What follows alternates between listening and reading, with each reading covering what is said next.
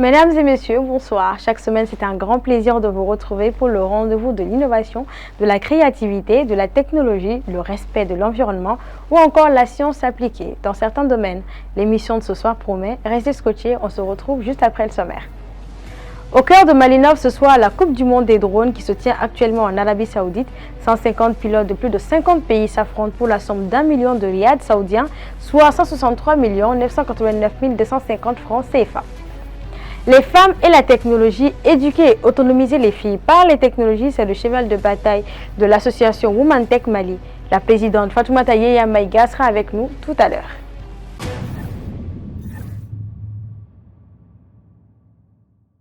En Thaïlande, plus de 352 écoles ont été fermées depuis la semaine dernière en raison de la pollution de l'air.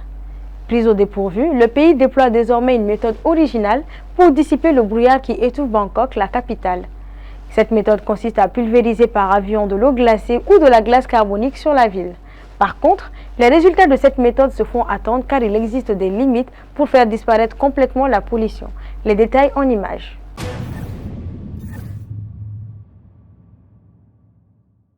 Le CO2 est l'un des principaux gaz à effet de serre qui contribuent au réchauffement climatique. En Thaïlande, depuis octobre 2023, plus d'1 million de personnes sont tombées malades en raison du smog, qui est un mélange de brouillard et de fumée formant une nappe épaisse autour de la ville. Selon les autorités du pays, le coût économique de la pollution de l'air pourrait se chiffrer en milliards de dollars les prochaines années. Pour y faire face, la Thaïlande a imaginé une méthode originale, déployer des avions pour pulvériser de l'eau glacée ou de la glace carbonique sur la ville de Bangkok, la capitale. De petits appareils pulvérisent 2 fois par jour à 1,500 mètres d'altitude des produits censés refroidir la couche d'inversion et donc permettre la libération des particules polluantes bloquées au sol. L'équipage remplit des grandes citernes bleues en plastique d'eau glacée pour un total d'1 tonne. D'autres jours, les avions déversent du dioxyde de carbone sous forme de solide, aussi appelé glace carbonique ou glace sèche. Les autorités ont aussi isolé le phénomène de couche d'inversion qui agit comme un couvercle d'air chaud au-dessus de la mégapole, empêchant l'échappement en altitude des gaz nocifs. Face aux aléas du climat, le pays a l'habitude d'envoyer des avions, même si des voix critiques s'accordent à dire que ce n'est pas la solution la plus efficace. Les spécialistes estiment qu'il serait plus rentable pour Bangkok d'appliquer des mesures éprouvées pour s'attaquer aux causes de la pollution telles que les zones de circulation à faible émission, l'interdiction de certains véhicules lourds et le contrôle de brûlis agricoles. Les autorités thaïlandaises ont déjà lancé des initiatives pour limiter la circulation des véhicules les plus polluants, développer les réseaux de bus électriques ou favoriser le télétravail. Malgré toutes ces initiatives, Bangkok figure parmi les villes les plus polluées du monde, à des niveaux bien supérieurs aux seuils recommandés par l'Organisation mondiale de la santé.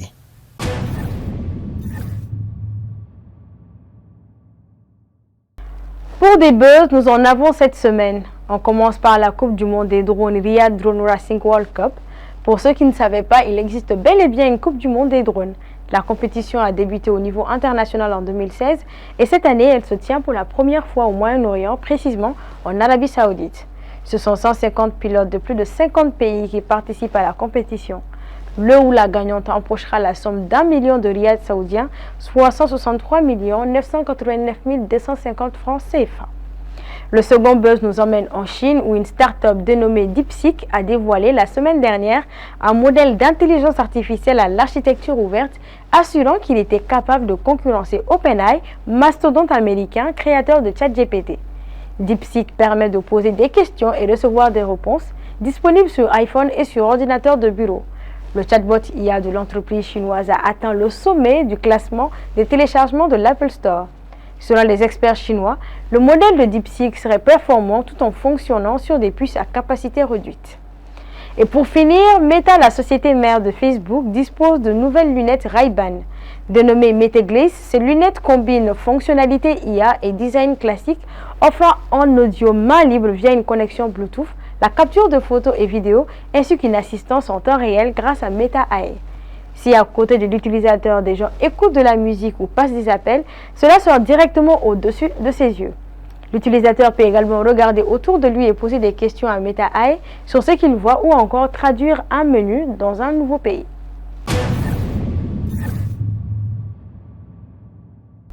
Les vues uniques sur WhatsApp sont devenues courantes. Ça irrite de ne pas pouvoir lire les médias 2 fois au cas où un détail nous manquerait. Mais on aura toujours ce pote toxique de l'entourage qui aura une solution pour contrecarrer cette option.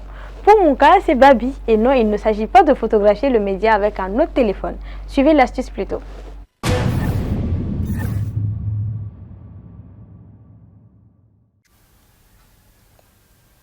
Bon, c'est le retour des astuces toxiques et aujourd'hui sur WhatsApp, je vais te montrer comment tu peux voir plusieurs fois, et ce n'est même pas plusieurs fois, tant que tu veux les photos et les vidéos que les gens t'envoient en vue unique. Alors reste bien concentré, ça va aller très vite si tu as la référence.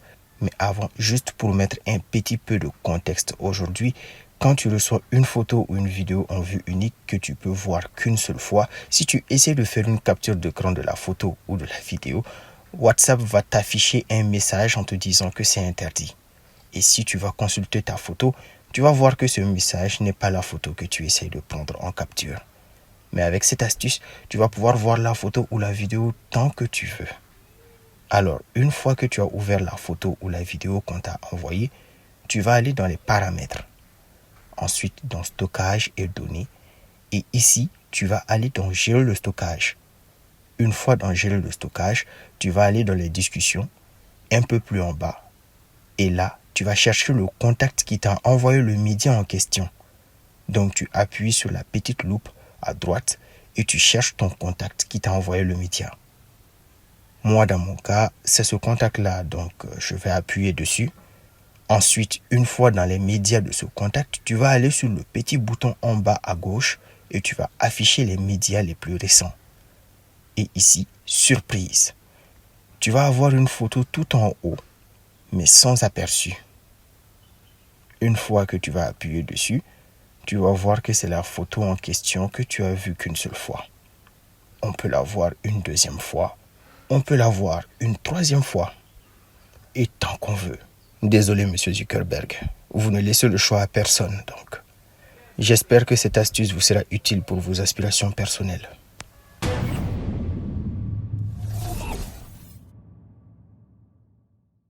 Ce soir, on fait un focus sur les femmes et la technologie, notamment à travers l'association Women Tech Mali, qui œuvre pour l'autonomisation des femmes et surtout pour qu'elles puissent bien apprendre la technologie, bien les assimiler pour l'utiliser dans la vie de tous les jours. À ce titre, nous recevons la présidente de l'association, qui n'est autre que Mme Fatoumata Yeya Maïga. Bonsoir Mme Maïga. Bonsoir. C'était un plaisir de vous retrouver sur le plateau de Malinov. Le plaisir de partager, merci. Alors vous êtes entrepreneur, également présidente de l'association Women Tech. Comme je le disais, vous militez un peu pour que les femmes puissent bien assimiler la technologie, qu'elles puissent l'utiliser au quotidien. Bien avant, comme je l'ai dit, vous avez une entreprise. L'entreprise œuvre pour la santé de la reproduction, travaille une application mobile qui donne des conseils sur la santé menstruelle et surtout sur la santé reproductive. Donc, est-ce que vous pouvez nous parler de cette application-là et surtout de l'entreprise dénommée Kenea Lakika? Okay. Merci. Déjà, je vous remercie pour l'invitation. Je suis Fatoumata Yeya Maïga, diplômée en informatique de gestion et en gestion des ressources humaines. Je suis également l'initiatrice de Kenea Lakika. Kenea Lakika, c'est un projet à vocation sociale qui œuvre pour la sensibilisation et l'accès à l'information aux services relatifs à la santé de la reproduction des adolescents et des jeunes. Et donc, Kenea Lakika, c'est une plateforme mobile qui non seulement vise à informer et sensibiliser, mais aussi à permettre aux jeunes filles de s'auto-former à travers des cours qui sont déployés dans l'application et des quiz, des questions-réponses. Est-ce que les jeunes filles vont vraiment vers l'application? Est-ce qu'elles sont prenantes vraiment pour utiliser l'application, l'installer et surtout voir les conseils que vous donnez? Oui, effectivement. C'est une initiative qui a beaucoup plu aux jeunes filles, surtout que c'est une application qui est disponible même quand on n'a pas accès à Internet. Okay. Donc, ça comporte plusieurs fonctionnalités. Il y a les cours déjà, il y a un calendrier qui permet aux jeunes filles de faire le calcul de leur cycle menstruel. Donc de faire le suivi du cycle menstruel. De faire le suivi du cycle menstruel. En fait, c'est des algorithmes qui sont derrière. Il suffit juste que voilà, l'utilisatrice saisit les informations. Par exemple, le premier jour du début des règles, par rapport à le cycle la durée du cycle. Pour qu'elles puissent complètement assimiler, notamment leurs jours féconds et les jours non féconds. Voilà, les jours de prudence, comme on le dit. Et donc, automatiquement, l'application va lui faire sortir des estimations par rapport à la prochaine date du cycle. Est-ce que c'est les jeunes filles ici à Bamako qui sont visées, ou bien c'est vraiment en milieu local, dans les villages, etc. Ou bien c'est pour toute personne qui a envie d'utiliser? C'est une application qui est ouverte au public, à toute personne qui a l'application dans son téléphone. Voilà, mais comme les fractures numériques coûtent cher, et donc c'est pourquoi même on a voulu le mettre en mode offline, c'est-à-dire que même quand il n'y a pas la connexion Internet, les utilisatrices puissent accéder à l'application. Voilà, mais encore faut-il que dans les villages, dans le ville, comme tu l'as dit, il faut que voilà, ces jeunes filles aient accès à des téléphones Android et tout. Exactement. Voilà. Justement, d'entrepreneurs, vous êtes également présidente de l'association Women Tech, donc on va dire une militante dans la cause associative. D'abord, comment est-ce que vous intégrez Women Tech? Alors, Women Tech Mali, je l'ai intégrée en 2018 à travers une activité qui a été menée par l'organisation même qu'on appelle DevFest. DevFest qui est le festival des développeurs en quelque sorte. C'est une activité qui a été menée par Donelab en collaboration avec Women Tech Mali. Et donc c'est grâce à cette découverte, à cette journée d'activité-là que j'ai su pour Women Tech. Et immédiatement, je l'ai adhéré aussi. L'association a été créée 2 ans plus tôt, précisément en 2016. Vous vous intégrez en 2018. De base, c'était quoi la vision de l'association? Est-ce que cela a changé de la création à aujourd'hui? Alors, Women Tech existait depuis 2016 sous l'acronyme de Women Tech Makers Bamako, qui est une communauté Google qui regroupe, qui rassemble les jeunes filles, les jeunes femmes passionnées ou qui sont déjà dans les nouvelles technologies de l'information et de la communication. Alors, ce que faisaient ces jeunes dames-là, c'était de planifier des activités de renforcement de capacités auprès des jeunes filles sur les métiers du numérique. Voilà. Donc, c'était des activités qui étaient sponsorisées par Google. Et donc, l'objectif vraiment, c'était de créer une communauté, d'offrir aux jeunes femmes une communauté où elles peuvent non seulement s'inspirer entre elles, mais aussi créer des solutions numériques, voilà, à destination des autres jeunes femmes ou alors de la communauté. De 2016 à aujourd'hui, j'imagine qu'il y a eu plusieurs adhérentes et tout ça. Est-ce qu'on peut avoir des chiffres notamment sur le nombre d'adhérentes? Et est-ce qu'aussi il y a eu des femmes, comme vous venez de le dire, qui ont pu sortir de Women Tech avec des projets concrets et créer des entreprises? En 2019, Women Tech, les femmes, ces jeunes dames-là, ont orienté leur vision vers d'autres domaines d'intervention qui peuvent intéresser les jeunes filles et les jeunes femmes, notamment sur les questions de santé, d'éducation en leadership et tout. Et donc en 2019, l'association a été officiellement créée en mars 2019. Et donc, mais l'activité principale qui est l'éthique reste, mais nous avons d'autres domaines d'intervention secondaire. Aujourd'hui, l'association Women Tech Mali compte plus d'une 60aine d'adhérentes, voilà, des membres. Ça, c'est uniquement les membres de Women Tech. Donc, il y a aussi les sympathisants qui sont là. Ce sont les collaborateurs, les partenaires de Women Tech Mali.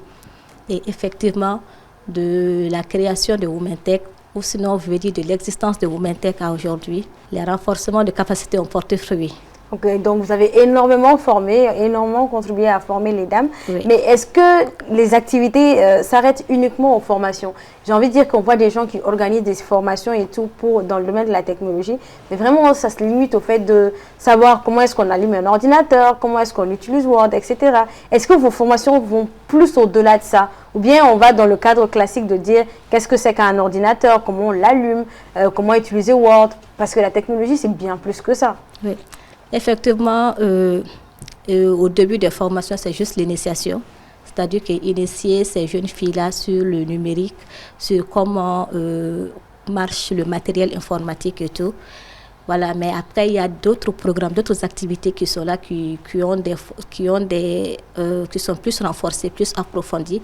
Par exemple, sur les métiers du digital, l'infographie, le développement web et mobile, et même la robotique. Donc, j'ai envie même de dire qu'au Mentec Mali, nous avons beaucoup de programmes de renforcement des capacités. Nous avons les MITEC, ce sont des rencontres mensuelles d'échange avec les jeunes filles et les femmes sur les questions TIC. Voilà. Donc, il suffit juste pour la personne qui va animer l'atelier de choisir un thème, que ça peut porter sur n'importe quel thème dans le domaine du numérique. Et voilà, pendant une journée, ils vont échanger sur ce sujet-là et voir éventuellement dans l'avenir s'il faut organiser d'autres formations plus approfondies sur le sujet. Il y a aussi les Illumine-moi. Les Illumine-moi, ce sont également des sessions de renforcement des capacités, mais contrairement au MITEC, ce sont des sessions qui se font exclusivement en ligne. Vous l'avez dit, il y a plus d'une 60aine de membres. Est-ce que c'est ouvert à tout le monde ou bien est-ce qu'il y a des critères d'adhésion? Alors, au MITEC, Mali est ouvert à toutes les femmes, toutes les jeunes filles qui sont passionnées par le digital, par le numérique ou alors qui veulent entreprendre dans le numérique. Voilà, donc, le dénominateur, c'est vraiment avoir cette passion-là, oui, cette passion-là, ou vouloir en tout cas apprendre les métiers du numérique. Les métiers du numérique. Aujourd'hui, et concrètement, c'est quoi que vous faites aujourd'hui? Alors, nous sommes toujours dans l'éthique, mais comme je le disais, nous sommes une association. Maintenant, une association, ça a des objectifs, des résultats attendus et tout. Et donc, nous avons bénéficié d'un programme avec l'ONG Save Children. C'était un programme de renforcement des capacités des organisations de la société civile sur les droits de l'enfant. Et donc là, pour vous dire qu'en plus des tech, nous sommes aussi dans le domaine des droits de l'enfant et de la santé de la reproduction, notamment la gestion de l'hygiène menstruelle des filles. Est-ce que les formations sont vraiment suffisantes? Est-ce que les formations suffisent à ce qu'on puisse dire que ces femmes aujourd'hui sont vraiment des adeptes de technologie, sont vraiment entre guillemets des geeks, ou en tout cas elles se défendent très bien en matière de technologie? Alors, c'est des formations, c'est des initiations à la base, comme je le disais. En fait, c'est à partir de ces initiations-là qu'on peut les orienter. Voilà, grâce à notre portefeuille de partenariat vers les centres de formation qui font des formations plus approfondies, c'est-à-dire des formations d'une durée de 3 mois jusqu'à 6 mois. Et celles qui ressortent avec des projets entrepreneuriaux, tout ça, est-ce que, parmi celles que vous avez eu à suivre et tout, est-ce que vraiment les projets ont porté fruit ou bien il y en a qui vont lâcher alors que ça n'atteint même pas les 2-3 ans? Est-ce qu'il y a eu ces cas-là ou bien vraiment elles arrivent à aller de l'avant avec ces projets? Ok. Alors, on avait un programme qui était financé par ONU Femmes Mali et l'ambassade du Danemark, qu'on appelait Filles et Tech. Donc, c'était un programme de renforcement des capacités des jeunes femmes entrepreneurs ou alors qui ont des projets d'entrepreneuriat, que ce soit social ou à but lucratif. Et donc, pendant 1 mois, elles ont été formées sur les outils digitaux. Elles ont été formées sur la gestion de projets, elles ont été formées sur comment créer et gérer une entreprise. Alors, effectivement, nous avons ce programme quand même a porté fruit. Et nous avons beaucoup de projets qui sont sortis, qui ont été réalisés. Et qui continuent de marcher aujourd'hui. Et qui continuent de marcher jusqu'à présent. Il y a l'entreprise ByTeam, qui est une agence de communication digitale, qui fait partie de ce lot-là. Voilà. Donc, est-ce qu'il y a d'autres projets qui sont en vue, au-delà du fait de former les femmes, sur le long terme? Qu'est-ce que Womentech envisage de faire? C'est vrai qu'au début, comme vous l'avez dit, c'était une communauté. Et tout ça, aujourd'hui, vous formez, il y a des femmes entrepreneurs qui sortent. Mais sur le long terme, qu'est-ce que vous voyez où sur le long terme? Alors, sur le long terme, Womentech, on envisage de devenir une ONG. Une ONG qui se déploie dans toutes les régions du Mali. Les associations en général, c'est des ONG en venir. Et donc, nous voulons également créer un centre d'incubation au sein de Womentech qui va regrouper toutes ces jeunes femmes-là qui ont envie d'entreprendre dans le domaine du digital, de les suivre, de les coacher aussi, et de voir comment est-ce qu'on va les aider à structurer leur idée de projet. L'association, elle est totalement féminine parce que toutes les membres sont des dames. On va dire que c'est un choix, c'est une vision. Parallèlement, vous collaborez avec des hommes. Et on dit très souvent que travailler uniquement les femmes réunies, travailler c'est très difficile. Comment est-ce que ça se passe, le fait d'avoir cette gestion au quotidien d'autant de dames, sachant que c'est pas toujours évident la gestion de plusieurs femmes à la fois. Oui, effectivement, effectivement, c'est pas évident, c'est pas facile non plus.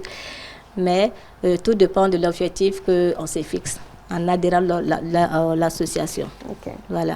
Donc, ça dépend de l'objectif qu'on s'est vraiment fixé. Et c'est aussi de se donner les moyens pour atteindre ces objectifs-là.